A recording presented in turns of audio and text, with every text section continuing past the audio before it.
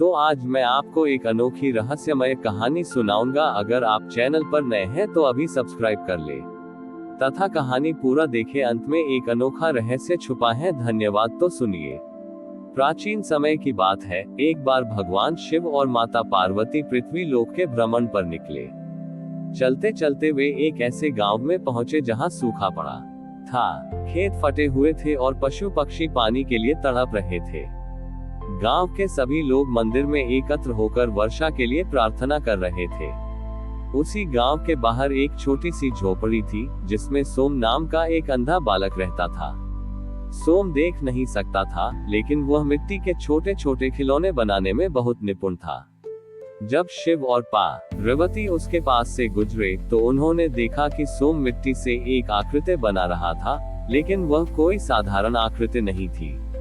वह शिव के तांडव मुद्रा की मूर्ति बनाने की कोशिश कर रहा था। माता पार्वती ने देखा कि सोम के हाथ पत्थर और कंक्रीट से लहूलुहान हो गए थे, क्योंकि वह मिट्टी में पानी न होने के कारण सूखी मिट्टी को ही आकार देने की कोशिश कर रहा था। पार्वती जी ने शिव से कहा, हे प्रभु, इस बालक की श्रद्धा देखिए। इसके पास न जल है न नेत्र, फिर भी यह आपकी ही आकृति गढ़ रहा है। क्या आप इसकी सहायता नहीं करेंगे? महादेव एक साधारण यात्री का वेश धरकर सोम के पास गए और पूछा, बालक, तुम ये क्या बना रहे हो? जब चारों ओर अकाल है, लोग अन्न मांग रहे हैं, तब तुम इस सूखी मिट्टी से पत्थर क्यों तराश रहे हो? सोम मुस्कुराया और बोला, राहगीर देव, लोग वर्षा मांग रहे हैं क्योंकि उन्हें प्यास लगी है। मैं मूर्ति बना रहा हूँ क्योंकि मुझे विश्वास है कि जब महादेव अपनी आंखों से मेरा परिश्रम देखेंगे तो उनकी करुणा स्वयं आंसुओं के रूप में बह निकलेगी और वही आंसू इस धरती की प्यास बुझाएंगे।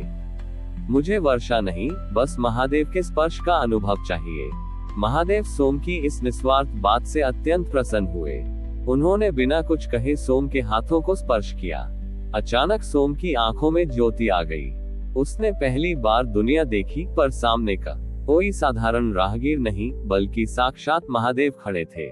सोम के नेत्रों से खुशी के आंसू टपककर उस सूखी मिट्टी की मूर्ति पर गिरे।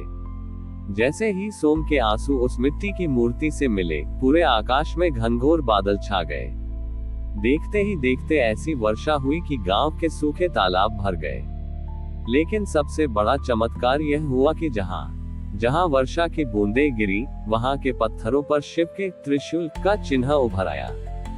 गांव वाले दौड़ते हुए आए और उन्होंने देखा कि वह अंधा बालक अब देख सकता था और साक्षात महादेव उसे आशीर्वाद दे रहे थे।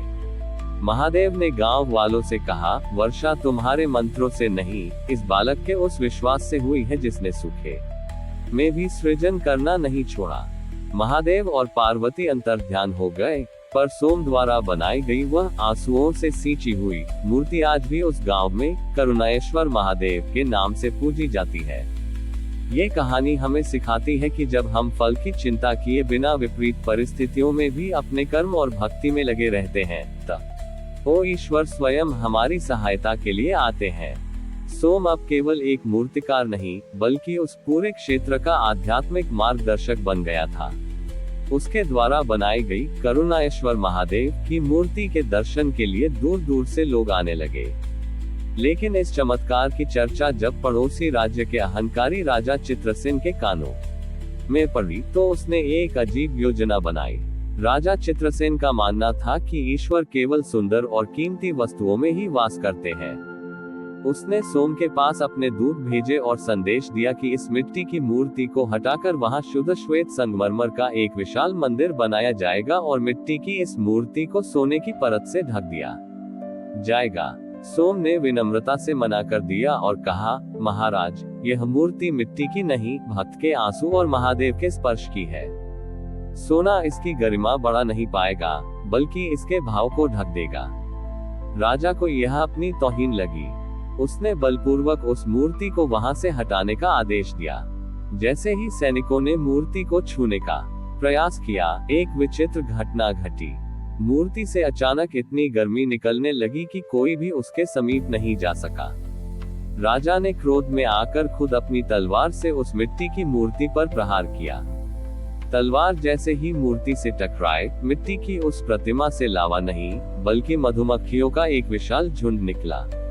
वे मधुमक्खियां केवल उन लोगों को काट रही थी जो दुर्भावना से आए थे। राजा और उसके सैनिक जान बचाकर भागने लगे। भागते भागते राजा एक गहरी खाई में गिरने ही वाला था कि सोम ने आगे बढ़कर उसका हाथ थाम लिया। आश्चर्य की बात यह थी कि उन मधुमक्खियों ने सोम को कुछ नहीं कहा। सोम ने राजा से कहा, राजन, आप इस मिट्टी को तुच्छ समझ रहे हैं, पर याद रखिए, अंत में हमारा शरीर भी इसी मिट्टी में मिल जाना है। महादेव सोने के सिंहासनों पर नहीं, बल्कि मिट्टी की सरलता में बसते हैं। राजा को अपनी भूल का बोध हुआ और उसने सोम से प्राणों की भीख मांगी। तभी उस मूर्ति से एक सौम्य दिव्य ध्वनि गूंजी, जो सबके कल्याण के लिए झुकता है, वही मेरा सच्चा भक्त है। राजा ने उसी क्षण प्रतिज्ञा की कि वह अब राज्य का विस्तार नहीं, बल्कि प्रजा की सेवा करेगा। उसने सोम की झोपड़ी के चारों ओर कोई भव्य महल नहीं बनाया, बल्कि वहां एक विशाल बाग लगवाया जहां हर प्रकार के औषध, बड़े या पौधे थे, ताकि गरीबों का उपचार हो सके। सोम ने अपनी पूरी आयु उसी मूर्ति की सेवा में बिता दी। कहते हैं कि जिस दिन सोम ने अपनी देह त्यागी, वह मिट्टी की मूर्ति स्वयं ही फूल बन गई और पूरे वातावरण में ऐसी सुगंध फैल गई जो आज भी उस स्थान पर महसूस की जा सकती है। उस स्थान को आज समर्पण वन के नाम से जाना जाता है, जहां महादेव आज भी किसी न किसी रूप में अपने भक्तों की परीक्षा लेने आते हैं। हमारी और भी आध्यात्मिक एवं अनोखी कहानियां देखने के लिए हमारे चैनल पर जाएं तथा धार्मिक एवं पौराणिक अनोखी कहानियां हमारे चैनल पर है। कृपया जाके देखें तथा हमारे चैनल को सब्सक्राइब करके रखें और वीडियो लाइक जरूर करें। धन्यवाद।